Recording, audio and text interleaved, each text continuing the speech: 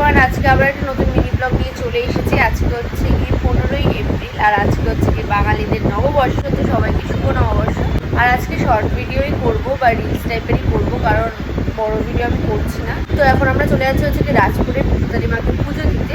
তো ওখানে গিয়ে আমরা দেখাচ্ছি যে আমরা আজকে সারাদিনটা কীভাবে কি কাটাচ্ছি। চলো পুরো মিনি ব্লগটা দেখতে থাকবো। তো এখন হচ্ছে কি আমরা রেডি হয়ে গেছি। তো এখন আমরা যাচ্ছি হচ্ছে কি রাজপুরে। অবশ্যই